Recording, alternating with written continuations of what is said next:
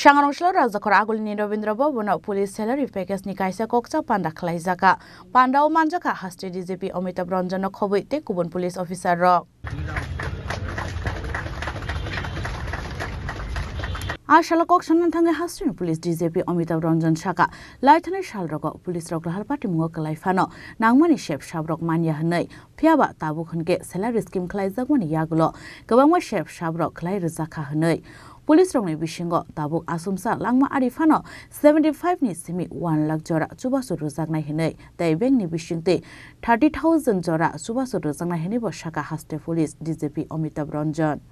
साल डेढ़ साल लगा मुझे इसको करते करते लेकिन आज किसी भी आदमी को हम लोग में से किसी भी हम सब मॉनिटरी किसको नहीं रिक्वायरमेंट है 1 करोड़ रुपया अगर मिल जाए घर को इतना बड़ा अनुदान है कितना बड़ा सपोर्ट हो गया कल को वो एक महिला के ऊपर कितनी समस्याएं होती आज वो एकदम पूरा घर उसके पीछे लग जाएगा कि अरे साहब आप तुम मालकिन हो गई तो बहुत बड़ा हम लोग सपोर्ट करना चाह रहे हैं और हमारे जवान क्योंकि हमारी जितनी भी काबिलियत हमारी जितनी भी अचीवमेंट्स हुई और आपने सुना है आज माननीय मुख्यमंत्री जी ने इतनी